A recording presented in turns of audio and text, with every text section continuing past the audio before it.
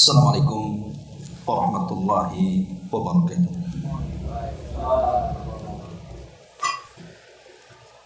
Bihamdillahi wassalatu wassalamu ala rasulillah wa ala alihi wa sahbihi wa mawalah wa la hawla wa la quwata illa billahi wa ba'du. Alhamdulillah, di malam hari ini kembali kita bisa duduk untuk bertalabul ilmi. Salawat dan juga salam tentunya kita hadiahkan kepada Rasul kita Nabi besar Muhammad sallallahu alaihi wa alihi wasallam. Malam ini kita akan membahas fikih Asmaul Husna, dan kita sudah masuk pada nama Allah Asy-Syahidu Ar-Raqibu, yang maha menyaksikan dan yang maha mengawasi. Kedua nama ini adalah kedua nama yang sama secara makna, makanya kemudian digabungkan dalam satu bab, di mana Asy-Syahid juga memiliki makna Ar-Raqib, begitu juga sebaliknya. Ma'asyiral muslimin wal muslimat rahimakumullah. Di sini pengarang menyebutkan beberapa ayat di dalam Al-Qur'an tentang makna ini. Kita baca ayatnya baru kita jelaskan. Disebutkan dalam surah Al-Buruj ayat 9, Allah mengatakan wallahu ala kulli syai'in syahid, dan Allah maha menyaksikan segala sesuatu. Di dalam surah Al-An'am 79 Allah mengatakan wa kafa billahi syahida, dan cukuplah Allah menjadi saksi. Dan dalam surah Al-Hajj 17 innallaha ala kulli syai'in syahid, sesungguhnya Allah menyaksikan segala sesuatu. Adapun Ar-Raqib disebutkan di beberapa ayat juga, di antaranya surah An-Nisa ayat 1. Innallaha kana 'alaikum raqiba, sungguh Allah selalu menjaga dan mengawasi kalian. Dan disebutkan dalam surah Al-Ahzab 52 wa kana Allahu 'ala kulli syai'in raqiba, dan Allah maha mengawasi segala sesuatu. Begitu juga disebutkan dalam surah Al-Maidah ayat 17 wa kuntu 'alaihim syahida ma dumtu fihim falamma tawaffaitani kunta antar raqib 'alaihim wa anta 'ala kulli syai'in syahid.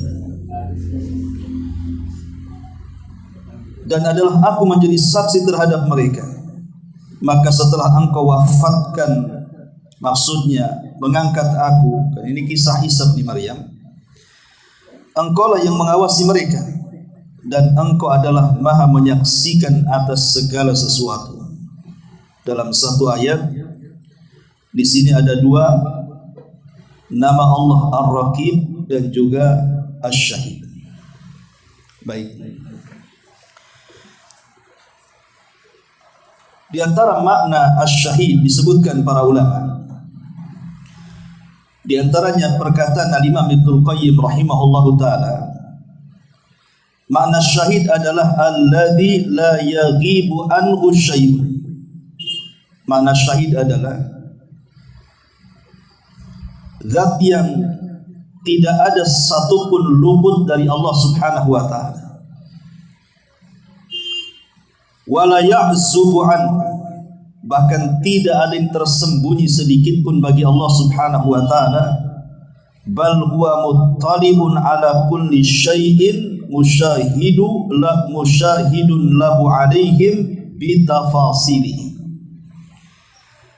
dan dia senantiasa menyaksikan segala sesuatu dan menyaksikan bagi mereka dengan sangat rinci sekali.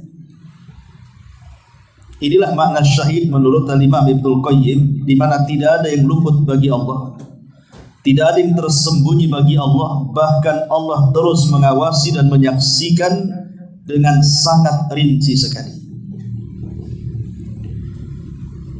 Begitu juga disebutkan Imam As-Samarkandi, syahid artinya syahidan bi'amali. Jadi Allah menyaksikan dengan perbuatan-perbuatan manusia. Semua yang kita katakan, semua yang kita gerakkan, baik yang lahir ataupun yang batin, semua diketahui Allah Subhanahu wa ta'ala. Abdullah bin Abbas radhiyallahu anhuma memberikan makna asyahid artinya al-alim, zat yang maha mengetahui segalanya. Kemudian juga Al-Imam Al-Baydawi beliau mengatakan asyahid la yaghibu anhu syai'un, zat yang tidak ada yang luput bagi Allah Subhanahu wa ta'ala. Intinya bahwa kalimat asyahid adalah Allah Subhanahu wa ta'ala menyaksikan seluruh perbuatan manusia. Kita semua disaksikan oleh Allah Subhanahu wa ta'ala. Adapun Ar-Raqib, Al-Imam Ibnul Qayyim rahimahullahu ta'ala mengatakan, Raqib adalah al-hafidhul ladzi la yaghibu amman yahfadhu. Dia adalah penjaga yang tidak ada luput dari penjagaannya. Semua diketahui Allah dan Allah yang menjaganya. Begitu juga menurut ulama yang lain, Ar-Raqib adalah alladzi yarqubu kulla syai', zat yang senantiasa mengawasi segala sesuatu, wa yahfadhu, dan memeliharanya, wa ya'lamu kulla syai'in wa yukhbiruhu, dan mengetahui segala sesuatu dan menghabarkannya. La yakhfa alaihi minal abdi sirruhu wala alaniyatuhu wala zahiruhu wala batinuhu. Tidak ada yang tersembunyi bagi hambanya, baik yang tidak tampak ataupun yang tampak, baik yang zahir ataupun yang batin. Al-mudabbir amra mamlakati, yang mengatur seluruh kekuasaannya. Fala ya'zubu anhu minha daqiqun wala jali. Tidak ada yang tersembunyi, baik yang kecil sekali, yang tidak tampak ataupun yang tampak. Kalau kita perhatikan definisi para ulama, baik itu syahid ataupun raqib, itu dua-duanya mirip. Makanya di sini disebut satu bab asy-syahid ar-raqib, maha menyaksikan, ia juga maha mengawasi. Ma'asyiral muslimin wal muslimat rahimani wa rahimakumullah. Sebelum kita kembangkan bab ini, kita mulai dengan kisah-kisah dulu, untuk menunjukkan bahwa Allah Subhanahu wa ta'ala itu asy-syahid dan ar-raqib. Kisah yang pertama, satu hari Abdullah ibn Umar radhiyallahu anhuma lewat di padang pasir, kemudian menemukan seorang Arabi yang sedang menggembala kambing. Kemudian Abdullah ibn Umar radhiyallahu anhu mendekati dan mengatakan, "Ya ra'il ghanam, hal laka min jazara." Maka dia mengatakan, "Wahai sang penggembala kambing, ada tidak daging kambing yang bisa kami makan?" Maka sang ra'i mengatakan, "Kebetulan tidak ada, karena di sini bukan milik saya, ini milik tuan saya. Saya hanya merawatnya saja." Maka Ibnu Umar kemudian menguji budak ini, seorang Arab ini, dan mengatakan, "Katakan saja, akalat hadib, bahwa salah satu dari kambing itu dimakan serigala. Kan tuanmu tidak tahu? Dari sekian banyak kambing, kau tinggal ngomong saja, hilang satu karena dimakan serigala. Apa susahnya? Kau dapat uang dariku." Tiba-tiba kemudian farafa ar-ra'i ra'sahu ila sama. Tiba-tiba sang penggembala ini menengadahkan wajahnya ke langit, kemudian mengatakan di hadapan Ibnu Umar radhiyallahu anhuma, fa idzan aina Allah? Kalau begitu di mana Allah? Karena takjub, Abdullah ibn Umar sampai menangis. Padahal dia hanya menguji saja.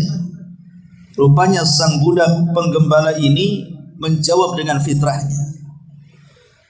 Maka Abdullah ibn Umar radhiyallahu anhu bertanya kepada dia, siapa Tuhan? Bisa enggak kau temukan aku dengan Tuhan? Setelah kemudian bertanya dengan tuannya, apakah ini budakmu? Iya. Kata Ibnu Umar, jualah dia kepadaku. Akhirnya kemudian dijual kepada Ibnu Umar, karena memang Ibnu Umar terkenal sudah ratusan budak dibeli kemudian dimerdekakan, termasuk budak itu. Setelah dibeli kemudian dimerdekakan, bahkan diberi lagi kambing-kambing untuk digembalanya. Ini sebagaimana disebutkan riwayatnya dalam Al-Kabir karya Al-Imam At-Tabrani. Lihat kisah ini. Kenapa sang budak itu tidak memberikan kepada Ibnu Umar, padahal itu sebuah keuntungan. Dia mendapatkan uang dan dia bisa berdusta kepada Tuhan. Disinilah fitrahnya menjawab. Dia takut kalau seandainya satu kambing hilang dan Allah Maha menyaksikan itu semuanya. Makanya dia mengatakan kepada Ibnu Umar, memang majikanku tidak tahu, tapi di mana Tuhan kita? Di mana Allah? Dari sini ada makna bahwa Allah itu asy-syahid. Walaupun manusia tidak melihatnya, tetapi Allah Maha melihat.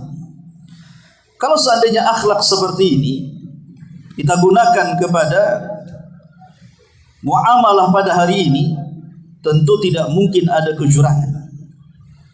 Karena kita bisa menutup dari mata-mata manusia, tapi tidak bisa menutup dari mata Allah Subhanahu wa ta'ala. Ini satu contoh. Kemudian contoh yang kedua, tentang kisah 3 orang yang terjerembab dalam gua. Kemudian gua itu menutup dengan batu dan tidak bisa dibuka. Hampir-hampir ketiga orang itu tidak selamat.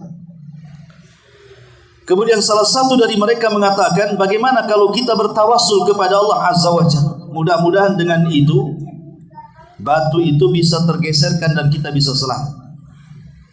Maka mulailah kemudian satu-satunya cara meminta pertolongan kepada Allah dengan tawassul, menyebutkan amal-amal soleh mereka. Lah salah satu dari 3 orang itu adalah menceritakan tentang kisahnya dahulu, bahwa dia tertarik dengan salah satu gadis. Nah kebetulan gadis itu terlilit hutang. Dia ingin mencari orang yang bisa membayari hutangnya. Rupanya datang kepada anak muda ini yang menyukainya. Kemudian anak muda ini karena suka, dia siap memberikan hutang itu dengan jumlah yang besar. Tapi syaratnya gadis itu harus melayani dia 1 malam. Karena memang terdesak hutang, akhirnya mau gadis ini. Lah ketika kemudian keduanya sudah hampir melakukan perzinahan, artinya sudah siap melakukan perzinahan, tiba-tiba kemudian wanita ini menangis.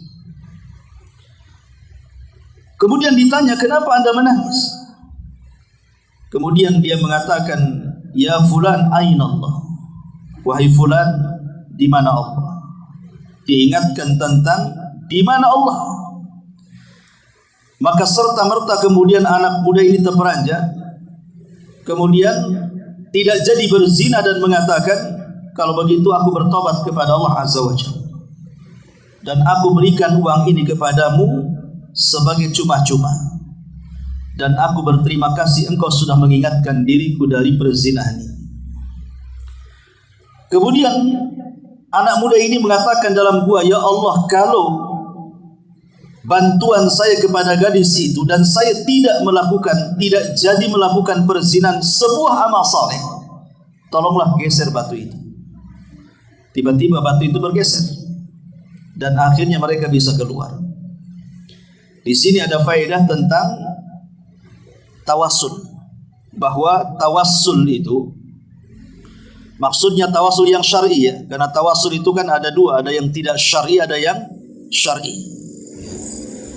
Maksudnya tawassul yang syar'i itu adalah dengan cara bertawassul dengan amal saleh. Bertawassul dengan amal saleh, kita kenang kira-kira amal kita yang paling ikhlas yang pernah kita lakukan itu apa? Gunakan senjata saat kita kesulitan. Jadi kalau kita ada masalah, kena problem, maka saat kesulitan itulah kita mengenang amal saleh kita. Kita katakan, ya Allah, dulu saya pernah bersedekah, dulu saya pernah sholat malam, dulu saya pernah sholat duha. Kalau itu persembahan yang paling ikhlas yang kulakukan, tolonglah saya sekarang. Itulah yang disebut ta'arraf ilallah firraha ya'arifka fi syiddah. Kenali Allah di waktu senang, nanti Allah mengenali kita di waktu susah. Nah, di sini kisah ini juga menunjukkan bahwa anak muda ini tersentak dengan nasihat dari sang wanita tadi. Diingatkan dengan Allah Subhanahu wa taala, walaupun dia berdua di dalam kamar itu, bukan berarti tidak ada yang menyaksikan. Itulah Allah Subhanahu wa taala menyaksikan apapun yang kita lakukan, sekalipun di kegelapan malam. Ini yang kedua. Kemudian yang ketiga, kisah Abu Jahal. Satu hari Abu Jahal ini sesumbar dan mengatakan, kalau aku melihat Muhammad sedang sholat di hadapan Ka'bah, aku akan tunjang dengan kakiku. Dan itu dibicarakan di antara anak-anak muda orang-orang Quraisy yang ada di sekitar Ka'bah. Rupanya selang sesumbar datang Nabi SAW sholat di depan Ka'bah. Saat sujud itulah kemudian anak-anak muda ini memprovokasi Abu Jahal dan mengatakan, ya Aba Jahal, bukankah kau tadi mengatakan kalau si Muhammad itu sedang sujud kau akan tunjang lehernya? Maka Abu Jahal mengatakan, ya, aku akan tunjang lehernya. Akhirnya Abu Jahal pun mendekati Nabi SAW. Hampir saja kaki Abu Jahal menunjang leher Nabi SAW, tiba-tiba secara ajaib dia terpental sangat jauh dan ketakutan. Kemudian orang-orang menyaksikan dan mengatakan, ya Aba Jahal, kenapa kau tak jadi menunjang, kenapa kau terpental? Maka dia mengatakan, wallahi inni la ra'aitu, demi Allah sungguh aku melihat, haulan wa khandaqan min nar wa ajnihatan, demi Allah aku melihat sesuatu yang menakutkan, ada parit dari api dan ada sayap yang menghantam diriku, katanya. Nabi SAW mendengar perkataan Abu Jahal. Apa kata Rasul? Kalau seandainya dia mendekat kepadaku, laudana minni laqtata'annal malaikatu udwan. Kalau seandainya Abu Jahal masih memaksa mendekatku, maka malaikat akan mematah-matahkan sepotong demi sepotong dari badannya. Ma'asyiral muslimin wal muslimat rahimani wa rahimakumullah. Dari sini turun ayat di mana Allah Subhanahu wa taala menurunkan ayat dalam surah Al-Alaq. Apa ayatnya? Ara'aital ladzi yanha 'abdan idza shalla. Ara'aita in kana 'alal huda aw amara bittaqwa ara'aita in kadzdzaba wa tawalla alam ya'lam bi anna Allah yara. Turun ayat ini.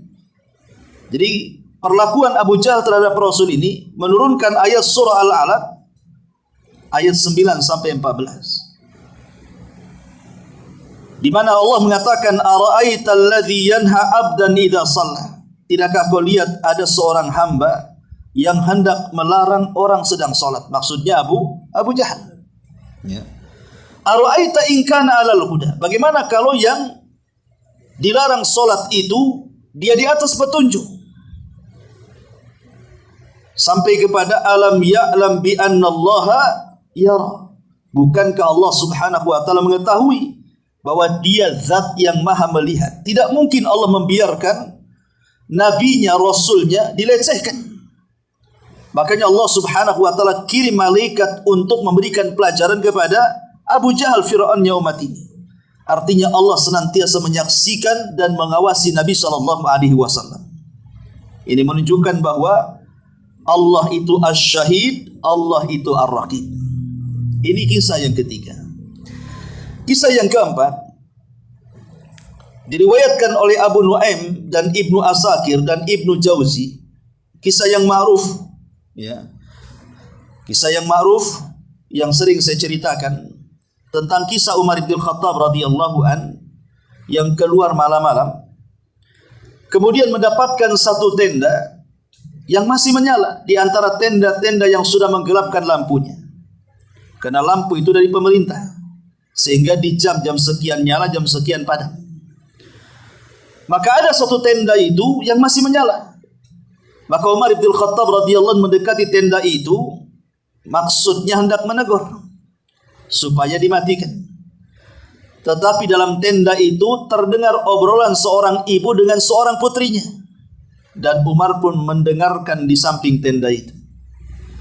Sang ibu mengatakan kepada putrinya, bagaimana kalau seandainya besok kita menjual air susu itu, kita campur dengan air mineral? Bukankah akan semakin banyak dan semakin banyak untungnya? Maka anak gadisnya mengatakan, bukankah curang dalam dagang mencampur susu dengan air mineral itu Amirul Mukminin Umar bin Khattab melarangnya? Tidak boleh curang dalam dagang. Maka ibunya mengatakan, bukankah Amirul Mukminin tidak tahu apa yang kita lakukan dalam tenda ini? Maka sang gadis mengatakan, ya Ummah, memang betul Amirul Mukminin tidak tahu apa yang kita lakukan, tetapi dia punya Rabb yang melihat kita.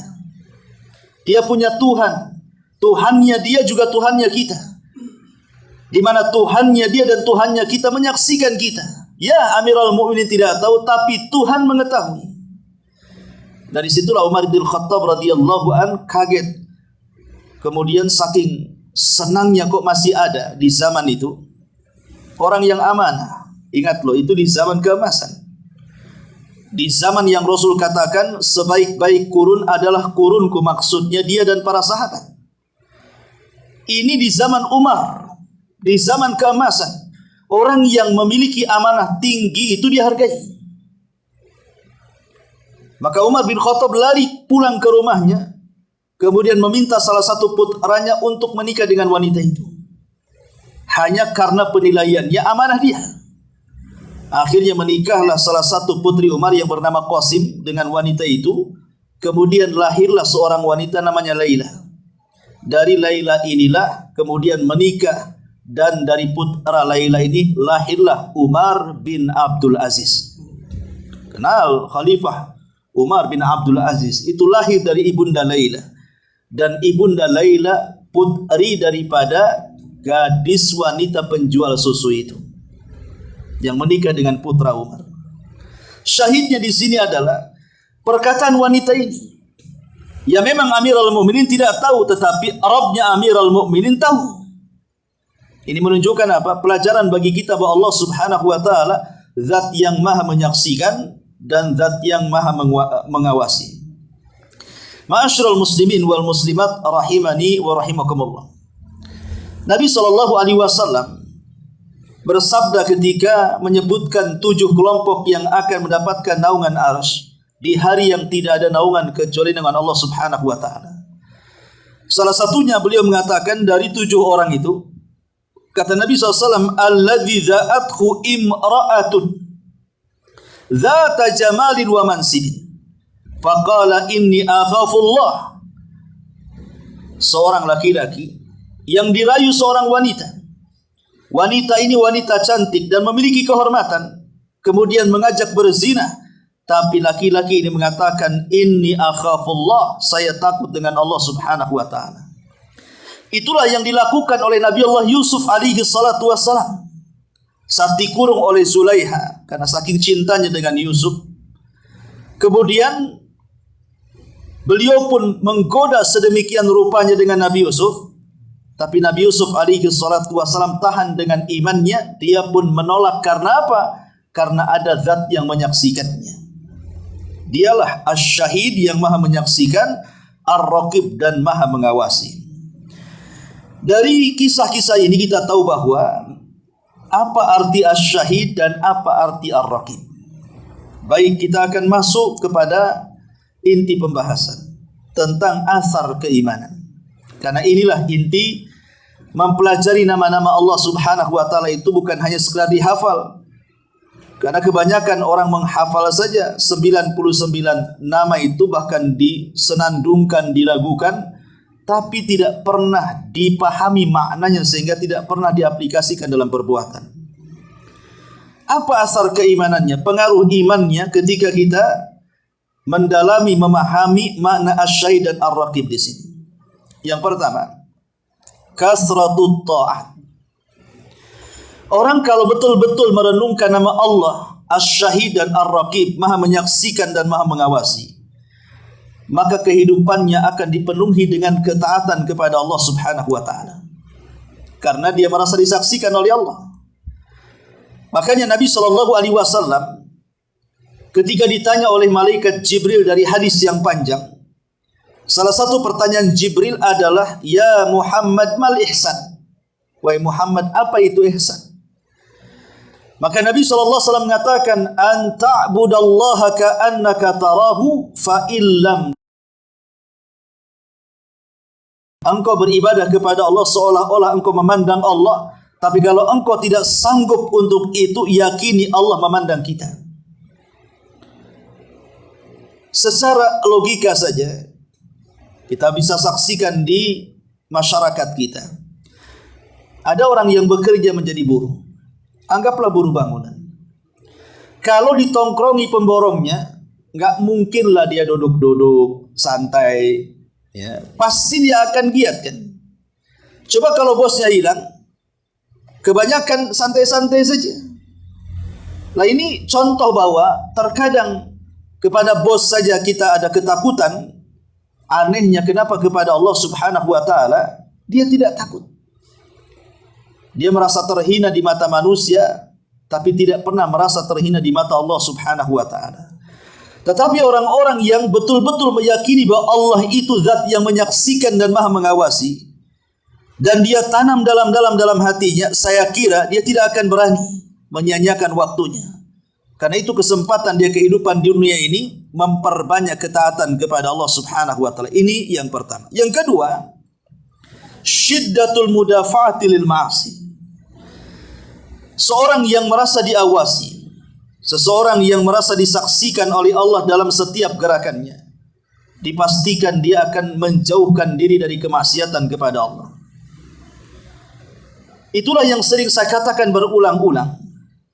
Terkadang ada seseorang itu sangat yakin bahwa Allah Subhanahu wa taala itu maha menyaksikan, maha mengawasi.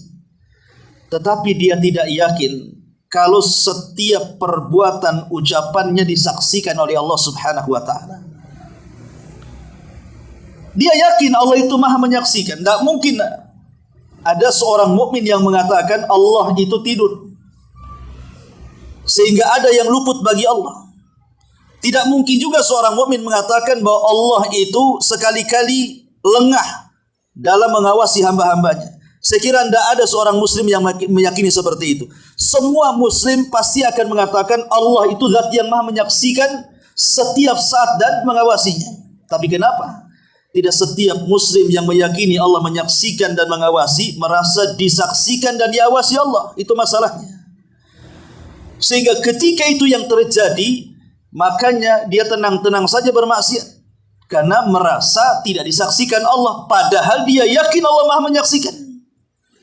Itulah terkadang seseorang itu hanya sebatas mengimani wujudnya Allah, tapi tidak sampai kepada mahanya Allah Subhanahu wa taala.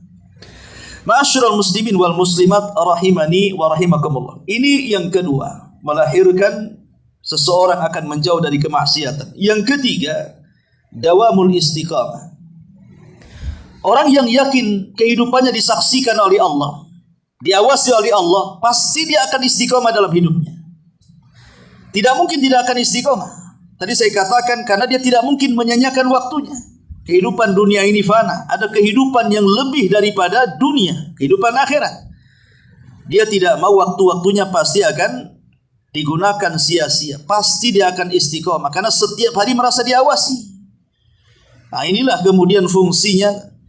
Kenapa kemudian kita harus meyakini dengan nama Allah Asy-Syahid dan Ar-Raqib? Karena Allah itu tidak pernah tidur, ngantuk pun tidak. Makanya Allah mengatakan la ta'khudhuhu sinatun wala naum. Tidak mungkin Allah tersentuh dengan kantuk. Tidak mungkin Allah tersentuh dengan tidur. Kantuk pun tidak, apalagi tidur. Dan ini sifat Allah yang sangat sempurna. Karena satu hari saja Allah tidur, maka akan banyak kerusakan di hadapan makhluknya. Makanya ketika Allah subhanahu wa ta'ala zat yang tidak tersentuh dengan kantuk apalagi tidur, dialah zat yang maha menyaksikan dan mengawasi hamba-hambanya, sehingga hamba yang dalam keyakinan dengan Asy-Syahid dan Ar-Raqib dipastikan dia istiqomah dalam ketaatan. Kemudian yang keempat, tazkiyatun lin nafsi wa taharatun lil qalbi. Orang yang yakin bahwa Allah subhanahu wa ta'ala maha melihat, maha mengawasi dan maha menyaksikan, pasti hatinya akan bersih. Karena dia selalu diawasi Allah. Tidak mungkin hatinya akan kotor. Karena Allah tahu apa yang kita niatkan. Sebelum niat saja Allah tahu akan niat apa kita. Karena Allah itu tahu yang telah, yang sedang, dan yang akan datang. Makanya dia akan ketakutan dan dia akan berusaha untuk tazkiyatun nafsi, untuk membersihkan jiwanya. Ma'asyiral muslimin wal muslimat rahimani wa rahimakumullah.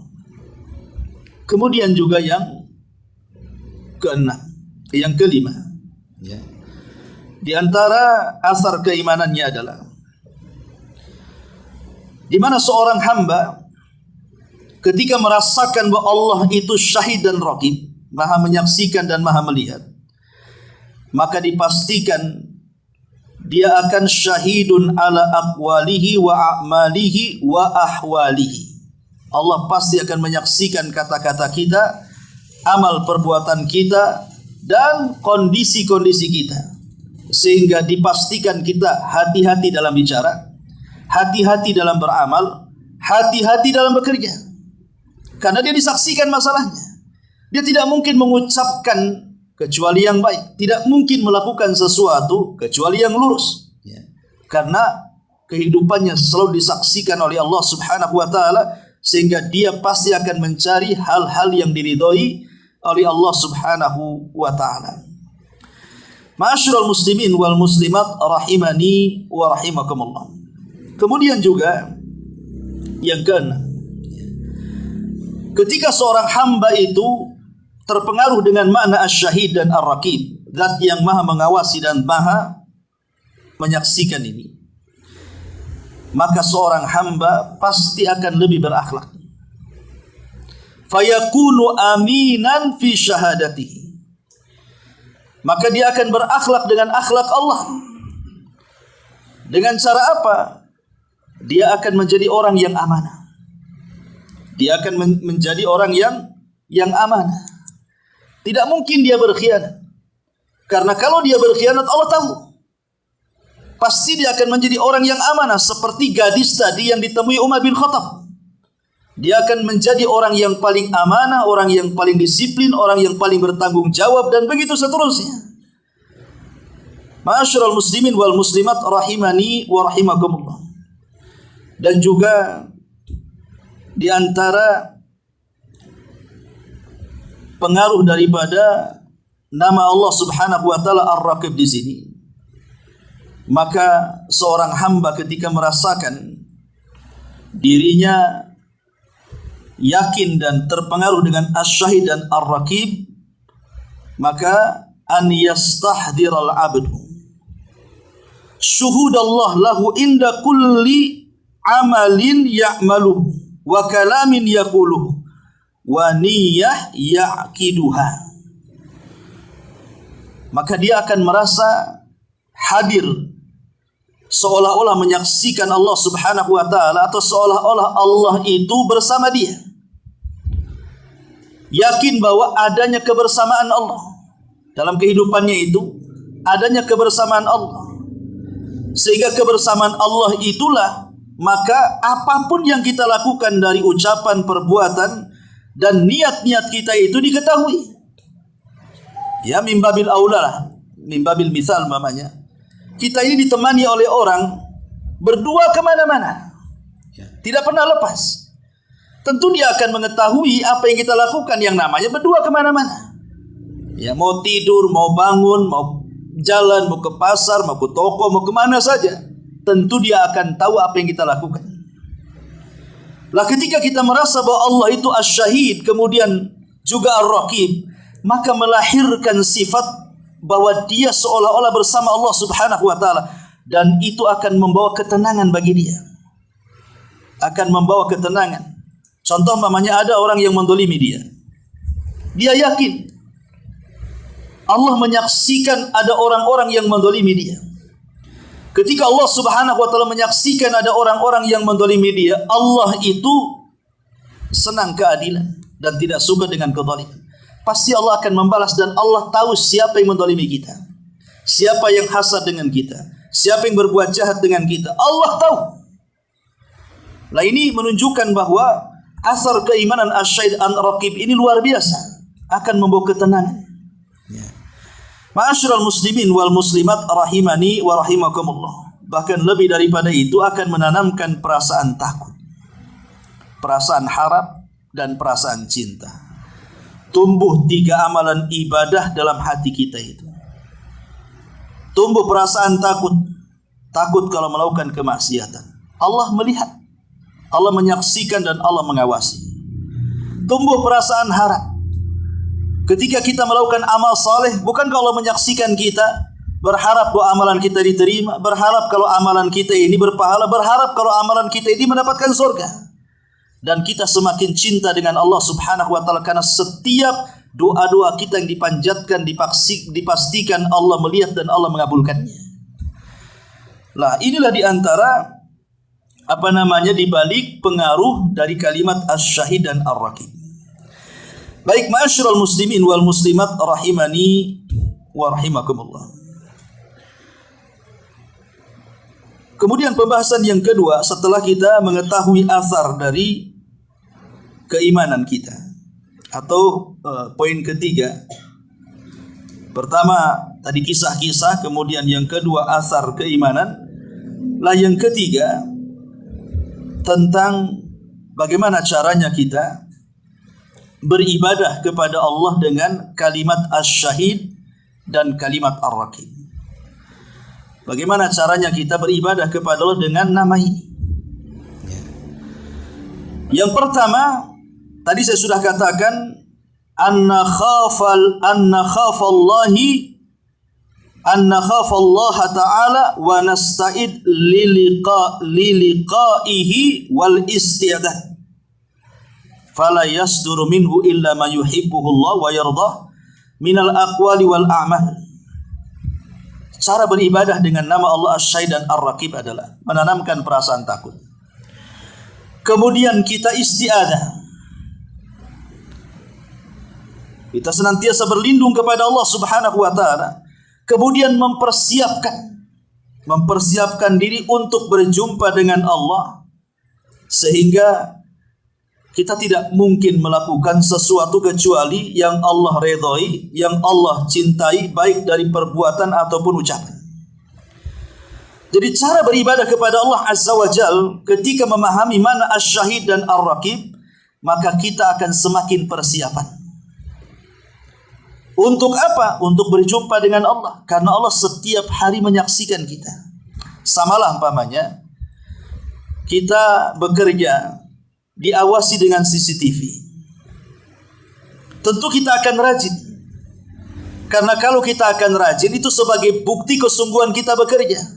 Dan tentu bos juga tidak mungkin akan memecat kita. Pasti dia pun akan senang dengan kita. Bahkan juga mungkin akan menggaji dengan kita. Karena saya rasakan sendiri, kalau saya punya tukang itu yang bekerja di pesantren itu, saya kan bisa menyaksikan yang ini malas, yang ini rajin. Ya kita pertahankan yang rajin, kita buang yang malas. Terkadang kita tambah lagi gajinya supaya dia makin rajin lagi. Itu kepada makhluk aja seperti itu kan gitu. Ya Allah Subhanahu wa taala tentu kebaikannya jauh tidak ada apa-apa dengan kita kepada makhluknya. Ini yang pertama, cara beribadah kepada Allah dengan nama Allah Asy-Syahid. Yang kedua, ya, an najtaniba zulmal ibad wa ta'addi ala huquqih.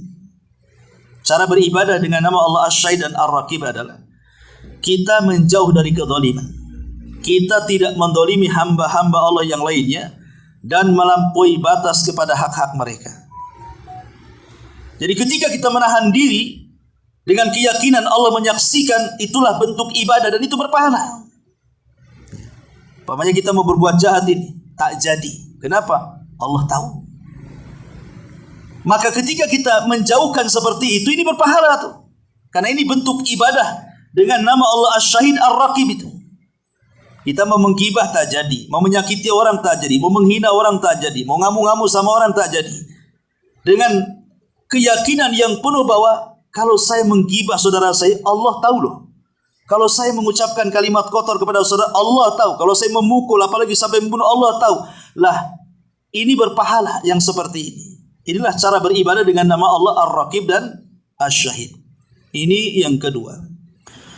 Kemudian yang ketiga, tadi dengan cara berakhlak dengan akhlak Allah.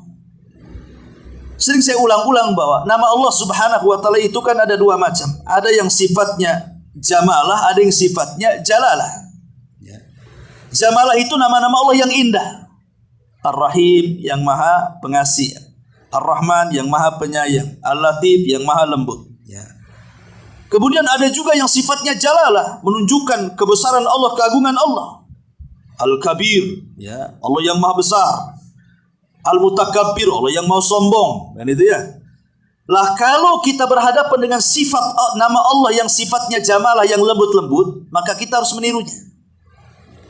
Tapi kalau kita berhadapan dengan nama Allah yang sifatnya jalalah, yang menunjukkan kebesaran dan keagungan Allah, maka kita berakhlak dari kebalikannya. Ketika Allah sombong, kebalikan sombong apa? Rendah diri. Maka kita harus rendah diri. Ketika Allah Subhanahu wa taala zat yang maha besar, jangan merasa besar, kita harus merasa kecil. Ketika Allah Al-Khaliq, zat yang menciptakan, berarti kebalikannya kita makhluk, jangan macam-macam. Ya. Jadi kalau sifat jalalah itu kita berakhlak dengan kebalikannya.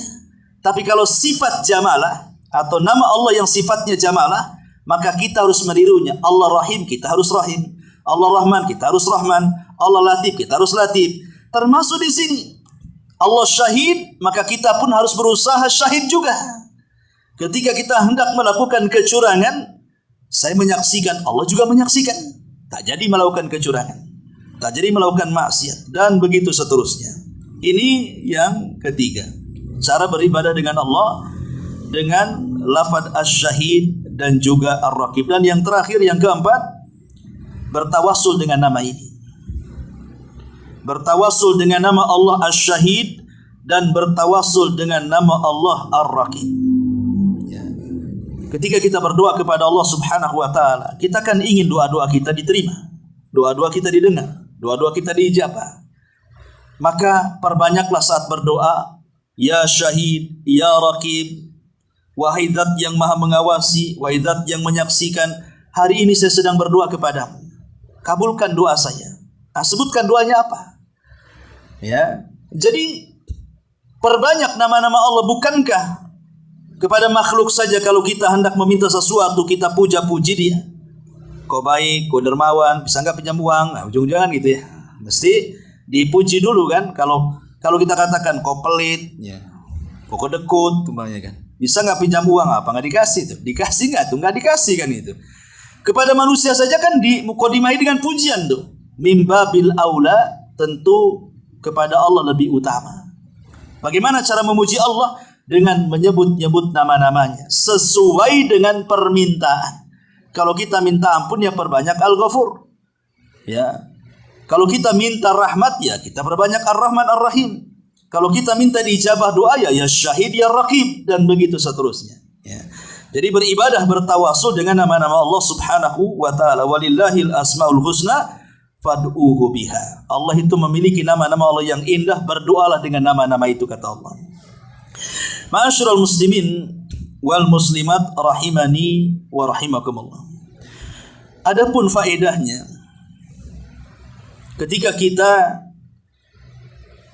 meyakini Allah itu menyaksikan dan mengawasi, tentu lahirlah sifat yang disebut dengan muraqabah.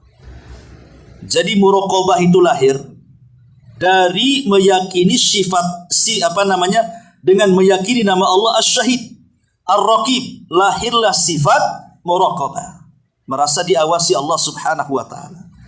Lalu apa faedah ketika kita ini merasa diawasi Allah? Pertama, kita dijanjikan dengan surga. Kita diselamatkan dari api neraka. Karena orang yang senantiasa merasa diawasi oleh Allah Subhanahu wa taala, maka dia akan mendapatkan derajat tinggi di hadapan Allah. Karena ihsan itu tingkatan tinggi dari derajat Islam. Orang itu kan ketika masuk Islam, Islam dulu, naik sedikit iman, naik sedikit ihsan. Ihsan itu paling tinggi. Dan ihsan itulah jalan menuju surga. Yang kedua adalah an yashmalahu Allahu bihifdhihi wa riayatihi fid dunya wal akhirah. Ketika kita merasa diawasi Allah, maka Allah pasti menjaga kita. Pasti Allah akan merawat kita di dunia dan di akhirat. Sebagaimana hadis 7 orang yang dapat naungan di hari yang tidak ada naungan kecuali naungan Allah Subhanahu wa taala. Kemudian yang ketiga, al-amanu minal faza'il akbar yaumal qiyamah. Dia akan merasa aman dari kengerian pada hari kiamat. Kemudian yang keempat, al-muraqabatu dalilun ala kamalil iman wa husnil Islam. Sifat muraqabah sebagai dalil tentang kesempurnaan iman dan baiknya Islam. Kemudian yang nomor 5, tusmiru mahabbatallah wa ridha. Melahirkan kecintaan Allah dan ridhonya kepada hambanya. Dan yang terakhir, yarzuquhullahu husnal khatimah. Maka Allah akan berikan rezeki kepadanya baik akhir kehidupannya. Inilah faedah-faedah daripada sifat muraqabah yang disebutkan para ulama. Ma'asyiral muslimin wal muslimat rahimani wa rahimakumullah. Lalu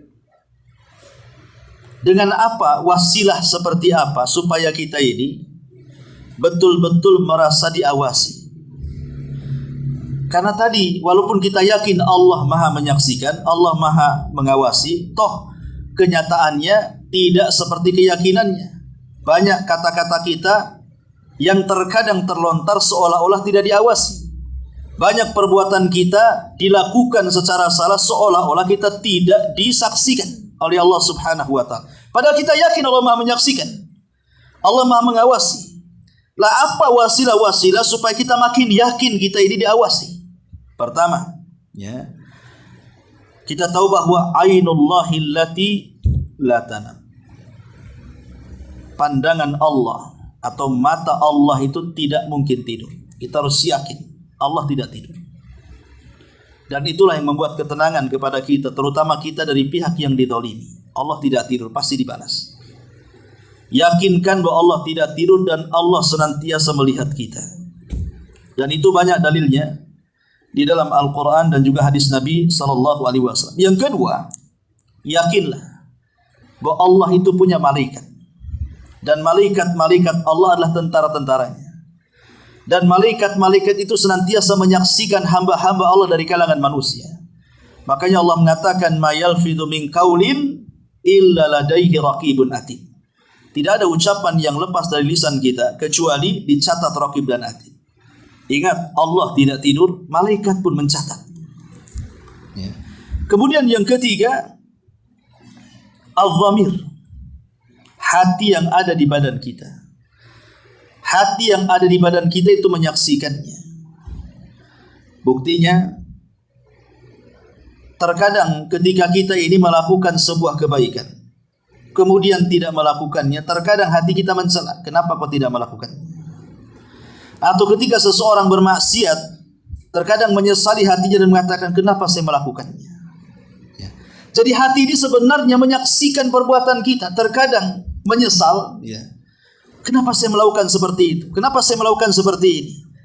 Lah ini hati kita ini bisa menjadi saksi perbuatan badan kita. Kemudian juga yang keempat, a'dha'u, badan kita dari atas kepala sampai kaki itu jadi saksi perbuatan kita. Makanya nanti pada hari kiamat Allah Subhanahu wa taala mengatakan, yauma nakhtimu ala afwahihim wa tukallimuna aydihim wa tashhadu arjuluhum bima kanu yaksibun. Ingat ketika mulut kita terkunci, tangan pula bicara, kaki pula menyaksikan. Lihat, dari atas sampai bawah. Kalau kita yakin, iya di dunia kita bisa menyewa pengacara yang handal bicaranya.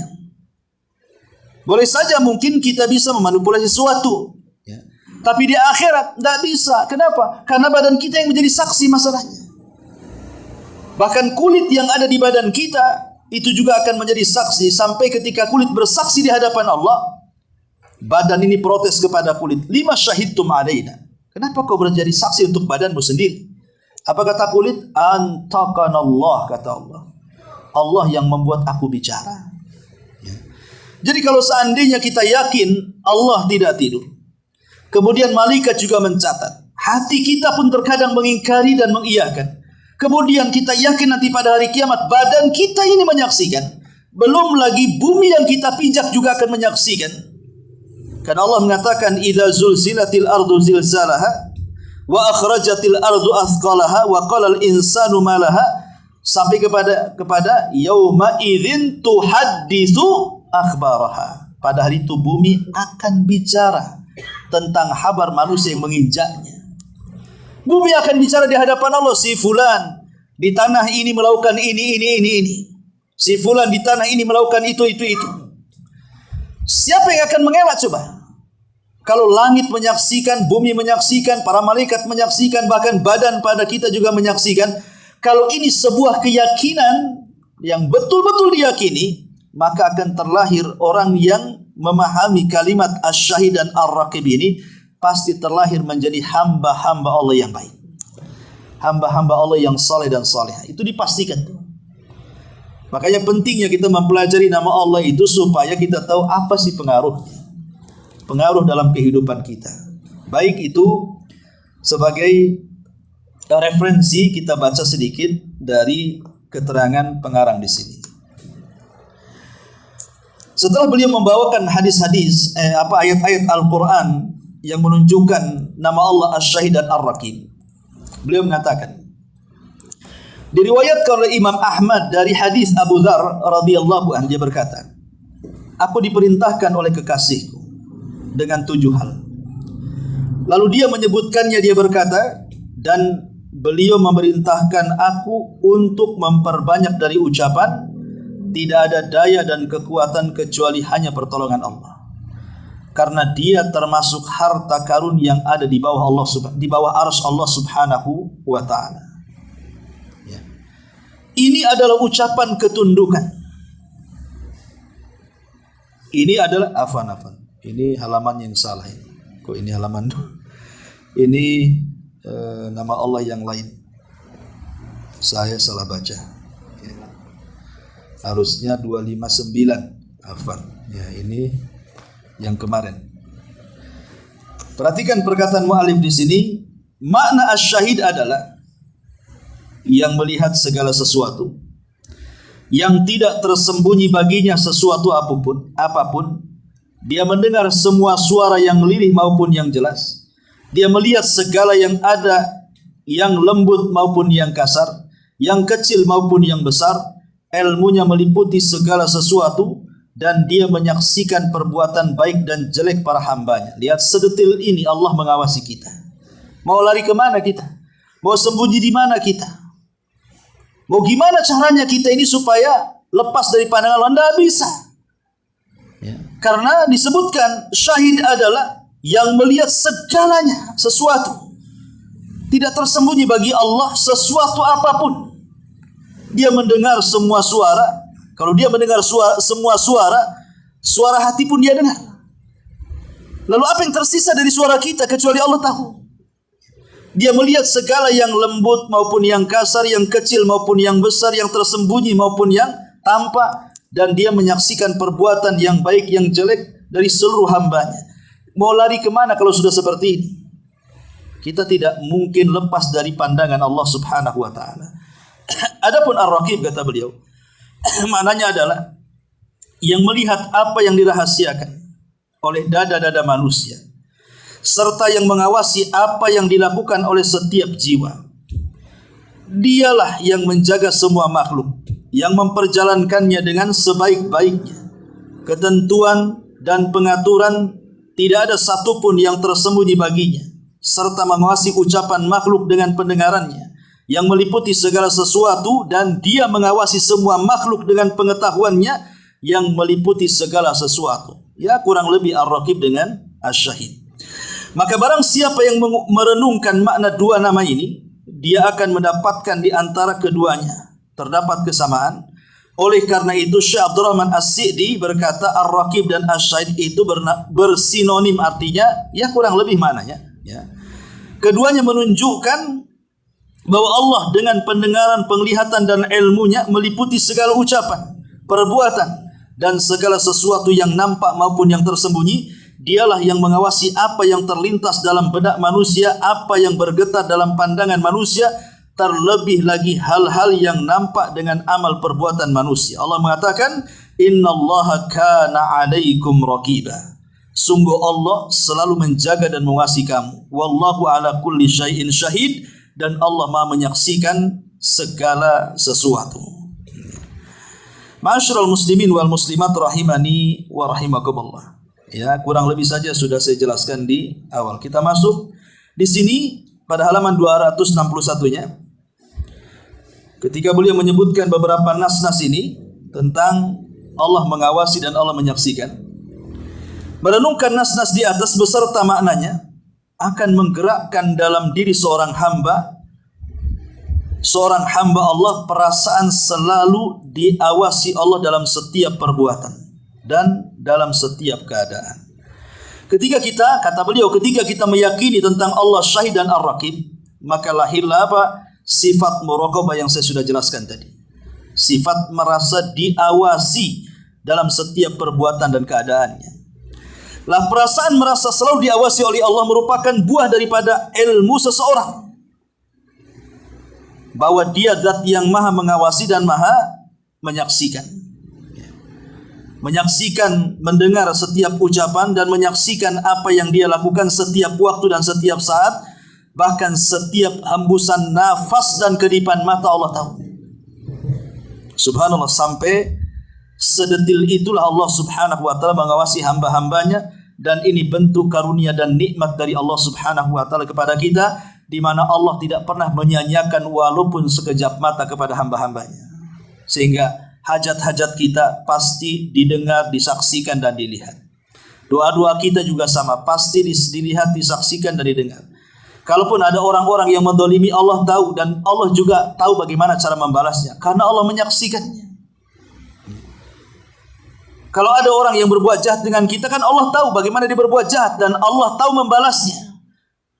Dan begitu seterusnya. Ini nama Allah dua ini membuat ketenangan di dalam kehidupan kita. Wallahu alam.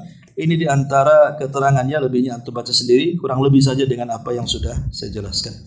Taib, sampai di sini kita buat tanya jawab. Kalau enggak ada kita tutup. Silakan.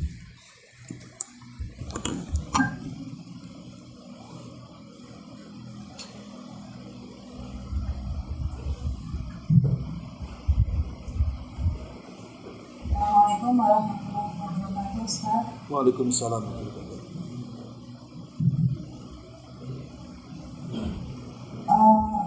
Tadi berkaitan dengan konsep tawasul itu dari keterangan tadi, sepertinya bisa saya simpulkan bahwa tawasul itu bisa dikorelasikan dengan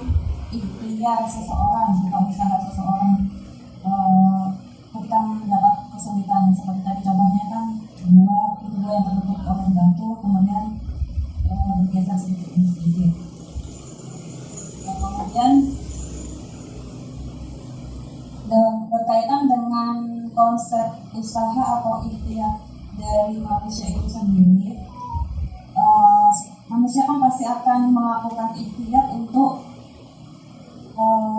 memperoleh rezeki atau memperoleh solusi dari permasalahan yang dihadapi. Dan rezeki itu kan bisa bermacam-macam bentuknya, baik rezeki anak, mungkin kesehatan mungkin, atau keuangan mungkin, atau yang lain-lain.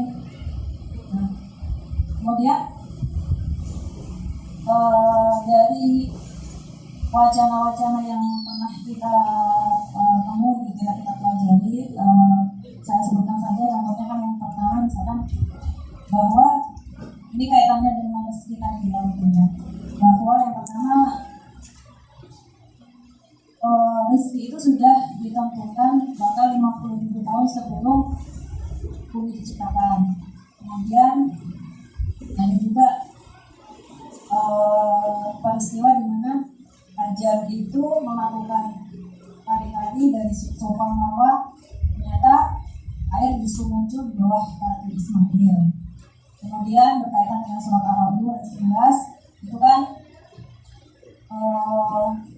saya korelasikan dengan Umar yang berusaha berikhtiar ketika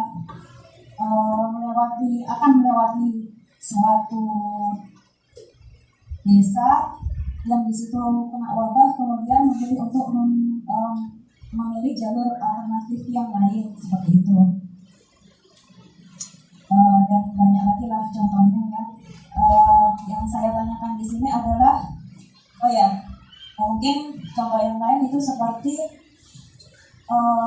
konsep rezeki antara Imam Syafi'i dengan gurunya seperti itu. Terus yang saya tanyakan adalah, apakah cara pandang seseorang tentang rezeki itu berkaitan dengan level-level tingkat keimanan tadi? Kan sudah disebutkan bahwa level keimanan seseorang itu mulai dari Islam, kemudian iman, dan ihsan yang paling tertinggi. Jadi yang saya tanyakan di sini adalah, apakah sudut pandang seseorang itu berpengaruh dari level-level itu tadi, tingkat keimanannya seseorang tadi? Sedangkan di sini kan memang itu tadi ya, ketika sudah melakukan usaha saja, ternyata Siti Hajar itu menemukan air dari kaki Ismail.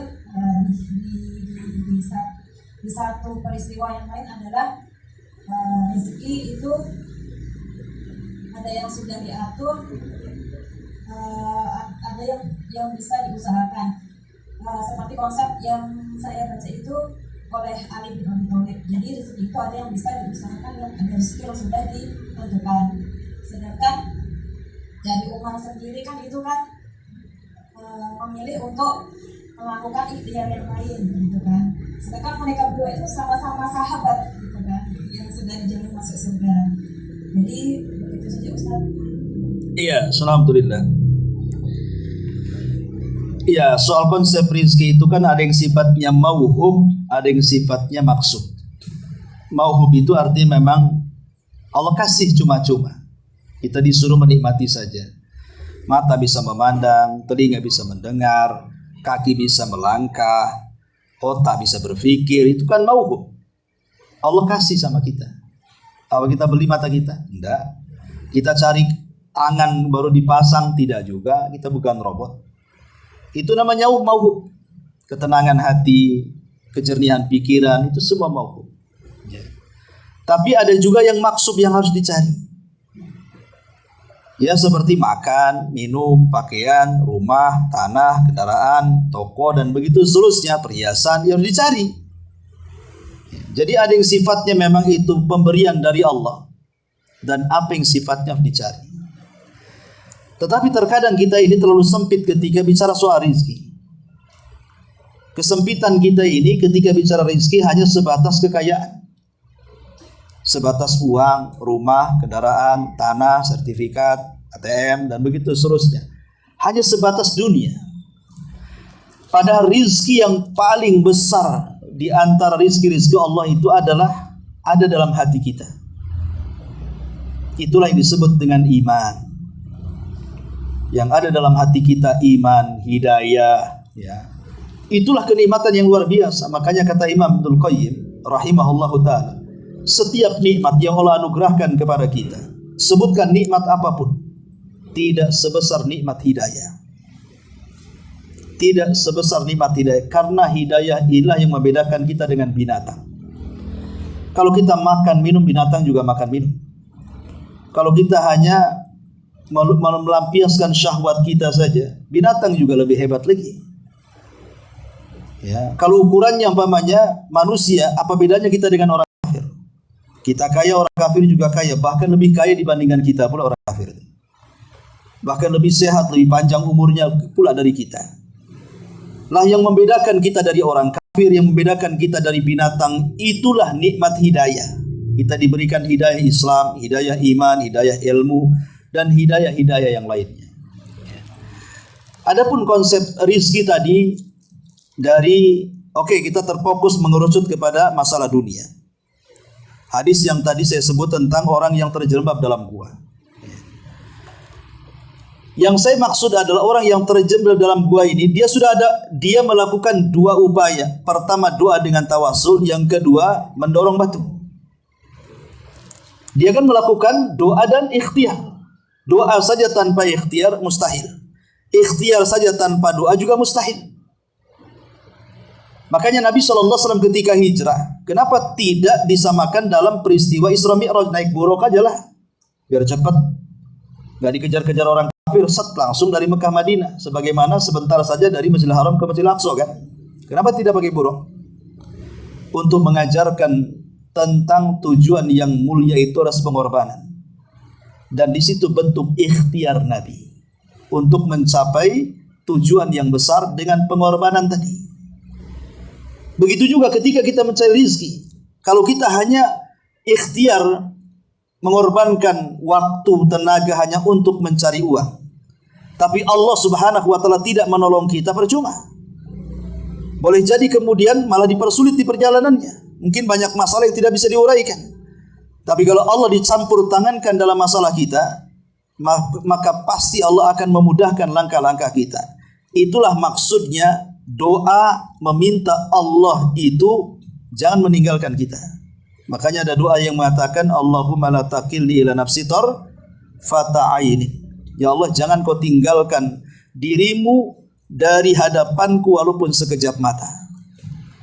Karena kalau Allah kemudian meninggalkan dalam urusan kita, yang kecil saja tidak bisa diselesaikan, yang besar tidak mungkin diuraikan. Tapi kalau Allah kemudian ikut campur dalam masalah kita, jangankan yang kecil, yang besar saja pasti terurai masalahnya. Karena yang membuat masalah Allah, yang akan mengurai juga Allah. Nah, itulah fungsinya doa melibatkan Allah dalam setiap urusan kita. Lah fungsinya ikhtiar itu, itulah mengambil sebab. Karena tawakal saja tidak cukup, harus mengambil sebab. Lah sebab itulah bekerja. Kalaupun seandainya dia sudah berdoa, kemudian sudah mencari sebab sebaik mungkin, tapi tidak sebagaimana yang diharapkan, ada hikmah Rabbani yang terkadang kita tidak tahu. Boleh jadi kalau kita kaya mendadak, kita melampaui batas. Boleh jadi kalau kita sakit kemudian sembuh, kufur lagi. Ya. Jadi ada hal-hal yang kita tidak tahu hikmah di balik kenapa kemudian usaha saya belum berhasil. Boleh jadi ini cobaan dari Allah untuk menghapuskan doa, menghapuskan dosa, mengangkat derajat. Namanya ujian, di balik itu kan banyak hikmah yang kita pelajari. Cuman kadang-kadang manusia tertipu dan silau dengan dunia, akhirnya tidak sampai ke situ pikirannya. Dan kalaupun seandainya seseorang kemudian sudah berusaha keras mendapatkan apa yang Allah rizkikan, maka redha dengan pemberian Allah itu jauh lebih baik dibandingkan puas dengan kekayaan yang Allah berikan kepada kita. Kenapa? Karena qanaah itu menenangkan. Sementara rakus dengan dunia itu justru melampaui batas manusia, dan itu sirru tughyan, rahasia jahatnya manusia. Kalau kita qanaah ya, pokoknya saya sudah berdoa, saya sudah berusaha, ini hasilnya, sudahlah kita ridho dengan pemberian Allah. Mudah-mudahan dengan yang sedikit ini berkah. Daripada kemudian Allah beri banyak, rupanya keikhlasan hilang, riya nampak, takabur datang, rakus iya, pelit datang, itu kan masalah jadinya. Makanya penting dalam kehidupan itu dua akhlak. Pertama zuhud, yang kedua wara. Itulah yang menenangkan hati. Zuhud itu tidak mesti miskin. Kaya pun bisa zuhud. Bahkan imamnya para orang-orang yang zuhud itu orang-orang kaya. Seperti contohnya Abdullah ibn Mubarak. Orang kaya tapi imam az-zahidin, imamnya ahli zuhud. Sufyan ats-Tsauri, dia imamnya para orang-orang zuhud tapi dia kaya. Sampai ada seseorang mengatakan, ya imam, kepada Hasan al-Basri, kepada Sufyan ats-Tsauri, Anda ini selalu mendakwahkan tentang zuhud. Tentang zuhud terhadap dunia. Tapi Anda kaya. Orang ini salah paham seolah-olah zuhud harus miskin. Ya. Kata Imam ats-Tsauri, kenapa harus kaya katanya? Kata beliau, likaila atamandalu ala sultan. Supaya aku tidak mengemis kepada penguasa dan aku bisa mengatakan sesuatu yang benar dengan lantang. Sebab kalau orang terikat dengan kebaikan, menasihati tidak bisa karena terhutang jasa. Ya, makanya Sufyan ats-Tsauri mengatakan, arti zuhud itu meletakkan dunia di tangan dan tidak di hati. Sehingga kalau dunia datang tidak terlalu bahagia, dunia pergi tidak terlalu sedih, karena hanya di tangan saja, perpindahan tangan ke tangan.